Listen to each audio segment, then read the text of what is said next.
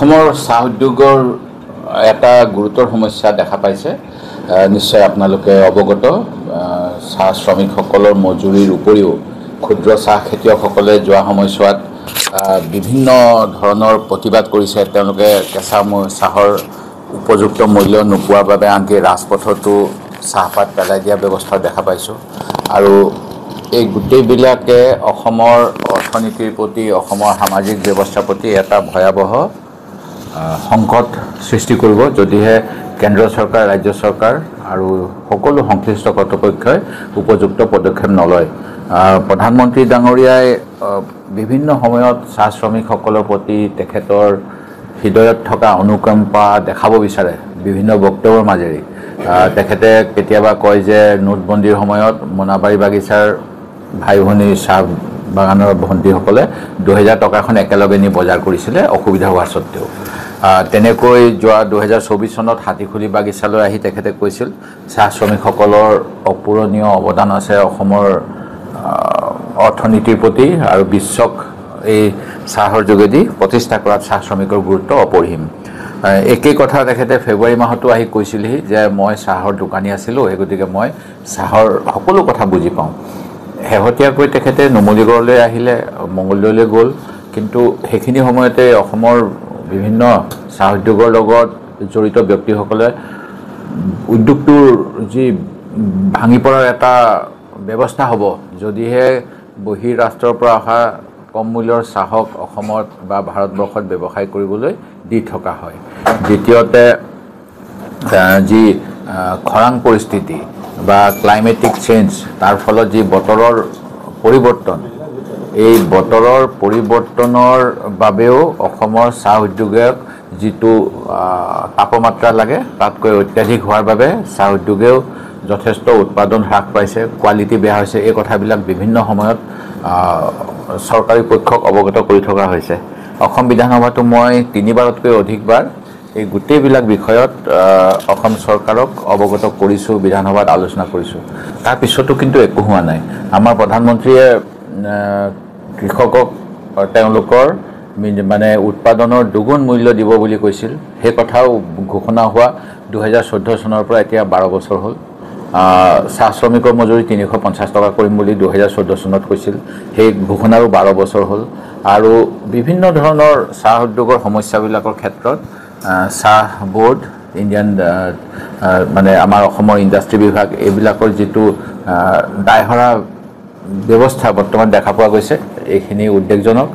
টুকলাই চাহ কেন্দ্ৰৰ বিষয়ে সেইখিনি সময়ত আমি বিশেষ দৃষ্টি আকৰ্ষণ কৰিছিলোঁ। এতিয়াও সেই অৱস্থা অসম চৰকাৰে আশ্বাস দিয়াৰ পিছতো তথৈবচত টুকলাই চাহ গৱেষণা কেন্দ্ৰই নিজৰ সা সম্পত্তি লিজত দি তেওঁলোকৰ দৈনন্দিন খৰচ উলিয়াব লগা কথা হৈছে আৰু নতুন ধৰণৰ কোনো গৱেষণা কৰিবলৈ তেওঁলোকৰ হাতত কোনো পুঁজি নাই। এই গোটেইবিলাক বিষয়ে অসমৰ চাহ উদ্যোগটোক ভয়াৱহ সংকটৰ দিশলৈ ঠেলি দিব। চাহ উদ্যোগৰ 200 বছৰ হোৱাৰ বাবে এটা বিশেষ পুঁজিৰ ব্যৱস্থা কৰিছে চাহ শ্ৰমিকসকলক, যিসকলে সাময়িকভাৱে কাম কৰে অথবা ৰেগুলাৰ কাম কৰে। ৰেজিষ্টাৰ্ড চাহ বাগানবিলাকৰ শ্ৰমিকৰ ক্ষেত্ৰত, মহৰীবিলাকৰ ক্ষেত্ৰত বা বাবুবিলাকৰ ক্ষেত্ৰতো 5000 টকাকৈ এটা বিশেষ উদগনি দিয়াৰ ব্যৱস্থা কৰিছে। কিন্তু অসমৰ চাহ উদ্যোগত প্ৰায় 50% অধিক হ'লেও কম নহ'ব অৱদান ক্ষুদ্ৰ চাহ খেতিৰ খেতিয়কসকলৰ আৰু তাত জড়িত শ্ৰমিকসকলৰ। তেখেতসকলক এই আঁচনিৰ আওতালৈ কিবা কাৰণত অনা হোৱা নাই। বিষয়টো মই অসম চৰকাৰৰ দৃষ্টিগোচৰ কৰিছিলোঁ, কি কাৰণে তেওঁলোকে ইমান হোৱা নাই মই নাজানো। এই গতিকে গোটেই বিষয়খিনিলৈ আজি মই ভাৰত চৰকাৰলৈ এখন জৰুৰী পত্ৰ প্ৰেৰণ কৰিছোঁ, কাৰণ আপোনালোকেও অৱগত হ'ব। এইকেইদিন বিভিন্ন অঞ্চলত চাহ উদ্যোগৰ লগত জড়িতসকলে নিজৰ প্ৰতিক্ৰিয়া প্ৰকাশ কৰি আছে, কিন্তু চৰকাৰৰ প্ৰতিশ্ৰুতিখিনি তেওঁলোকে পূৰণ কৰা নাই। সেইটো এটা অতি গুৰুত্বপূৰ্ণ বিষয়। অসমৰ অৰ্থনীতি মজবুত কৰিবলৈ হ'লে চাহ উদ্যোগটো জীয়াই থাকিব লাগিব। আৰু যেনেকৈ কোনো চাহৰ লগত জড়িত নোহোৱা ব্যক্তিয়ে নিজৰ ধনৰ জোৰত চাহ বাগানবিলাক কিনি লৈছে আৰু অন্যান্য কামত অসম চৰকাৰে আইন কৰি সেইবিলাক হোটেল, হস্পিটেল, অন্য কিবা কিবি কামত নিয়োজন কৰিবলৈ আৰম্ভ কৰিছে, তাৰ যোগেদিও চাহ শ্ৰমিকৰ বা অসমৰ চাহ উদ্যোগৰ ভৱিষ্যত বিপদাপন্ন হ'ব।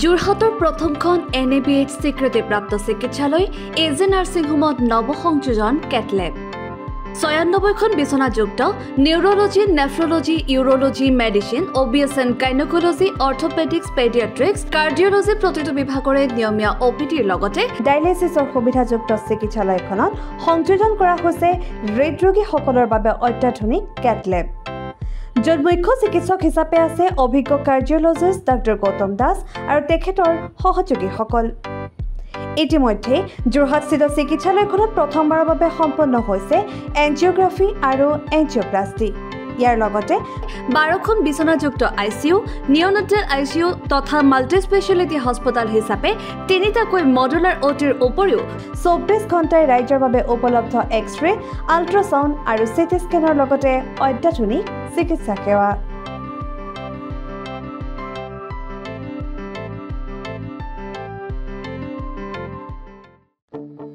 আপোনাৰ সপোনৰ ঘৰখন কেনে হ'ব আপোনাৰ সন্তান আৰু আপোনজনৰ সৈতে কেনেদৰে কটাব আপোনাৰ আজৰি সময় এই সকলোবোৰ সমস্যাৰ সমাধান লৈ শুভম গ্ৰুপে আপোনাৰ বাবে লৈ আনিছে আপোনাৰ সপোনৰ ঘৰখন 362টা ফ্লেটযুক্ত শুভম গাৰ্ডেনৰ সফল নিৰ্মাণৰ পাছতে 20 বছৰৰ ভৰসা 16টা প্ৰজেক্ট 28 লাখ বৰ্গফুটৰ সম্পূৰ্ণ নিৰ্মাণ আৰু 15 লাখ বৰ্গফুটৰ চলিত প্ৰকল্প নিৰ্মাণৰ অভিজ্ঞতাৰে যোৰহাটত শুভম গ্ৰুপে নিৰ্মাণ কৰিছে দ্বিতীয়টো প্ৰজেক্ট শুভম পাৰ্ক অত্যাধুনিক সা সুবিধাৰে নিৰ্মিত শুভম পাৰ্কত আপোনাৰ আৰু আপোনাৰ সন্তানৰ বাবে থাকিব club, badminton court, community hall, kids play area, splash pool আৰু জিম ক্লাব প্ৰতিটো ব্লকত থাকিব 2.5 BHK, 3 BHK, 3.5 BHK ফ্লেট লগতে থাকিব আপোনাৰ আৰু আপোনাৰ আপোনজনৰ প্ৰাপ্তিৰ সাহী আজিয়ে বুক কৰক